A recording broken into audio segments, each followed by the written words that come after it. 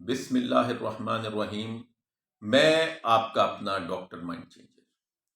आज जिस मौजू का चुनाव मैंने किया है वो हमारी कौम की अमूमी नफ्सियाती हालत और उससे मिलते हुए दीन और सियासत के मसाइल और उनका हल क्या हो सकता है, इसके वजाहत के लिए मैं आपको एक छोटी सी पहले कहानी सुनाता हूँ। किसी गांव में एक मौलवी साहब रहते थे और वो अपनी सारी जिंदगी अपने गांव वालों की खिदमत में गुजार देते हैं। उनका जो घर का अखराजात हैं वो बड़ी मुश्किल से पूरे होते हैं।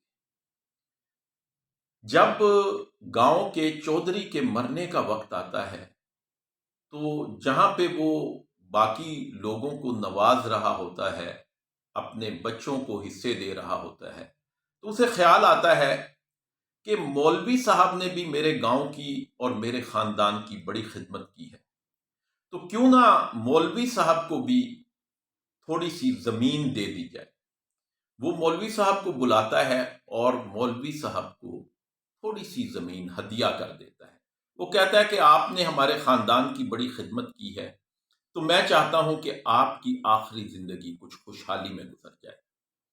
मौलवी साहब बड़े खुश होते हैं और जाकर उस जमीन के ऊपर काश्तकारी शुरू कर देते हैं। वो पहली फसल अपनी गंदुम की बोते हैं। जब गंदुम के बीज से पौधे निकल आते हैं, खेत हरा भरा हो जाता है, तो मौलवी साहब रोजाना जाकर उसको देखते हैं और दिल में बड़े खुश होते हैं। एक दिन उनके खेत पर एक नागहानी मुसीबत नाजिल हो जाती है। वो नागहानी मुसीबत एक गधे की सूरत में होती है। गांव का एक आवारा गधा कहीं से फिरता फिराता उनके खेत में घुस जाता है और चरना शुरू कर देता है।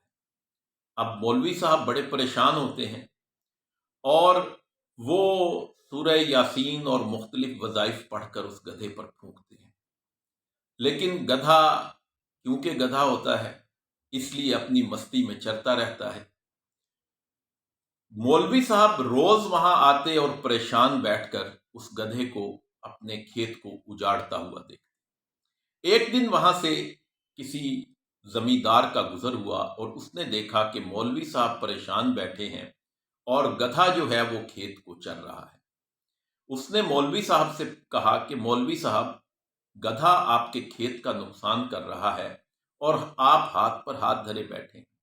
मौलवी साहब ने रोने वाली सूरत बनाकर कहा कि हाथ पर हाथ धरकर कहां बैठा हूं, मैंने मुर्गी से लेकर बकरी तक का सदका कर दिया है, मैंने वजीफे किए हैं, मैंने खेत के चारों तरफ तावीज दबाए हैं और अभी कल से मैं आधा कुरान पाक खत्म कर चुका हूं और आधा आज मैं मुकम्मल कर लूंगा।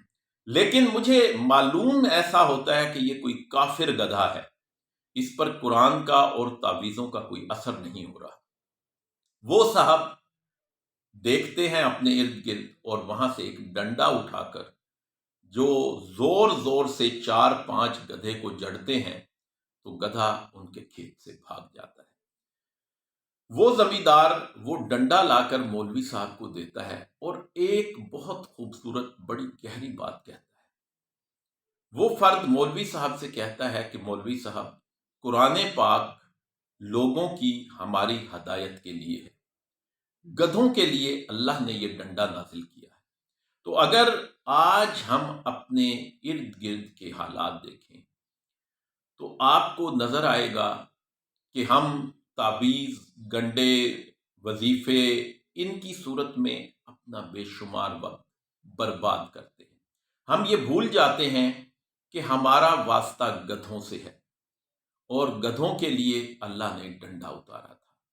यही मिसाल अगर आप अपनी मौजूदा मुल्की सूरत हाल पर लगाएं तो भी आपको पता चलेगा कि चंद गधे जो हैं वो हमारे मुल्क को उजाड़े चले जा रहे हैं और हम पिछले 75 साल से यही बात सुनते आ रहे हैं कि हमारा मुल्क नाजुक दौर से गुजर रहा है। लेकिन हम भी उन गधों के लिए वो डंडा इस्तेमाल करने की बजाय हम وظیفے اور دعاؤں پر ہمارا زور ہے۔ آپ کسی بھی جمعے کی نماز پر چلے جائیں تو آپ کو نظر آئے گا کہ جمعے کی نماز کے بعد ہمارے عالم حضرات دعا مانگیں گے کہ یا اللہ اسرائیل کو غارت کر دے، یا اللہ پاک فلسطین اور کشمیر کے مجاہدین کی مدد فرما۔ لیکن ہم عملی طور پر اس ڈنڈے کے استعمال سے ناآشنا ہیں جو اللہ پاک نے ان لوگوں کے استعمال کے لیے دیا ہے۔ تو آپ اگر اپنی زندگی میں یہ توازن لے آئیں کہ دین کے معاملات اللہ کے بتائے ہوئے اصولوں کے ذریعے اور دنیا کے معاملات ڈنڈے کے ذریعے حل کرنے شروع کر دیں تو یقیناً ہماری زندگی میں ایک خوشگوار تبدیلی آ جائے گی۔ ایک اچھے خوشگوار دن کی نیک تمناؤں کے ساتھ اللہ حافظ۔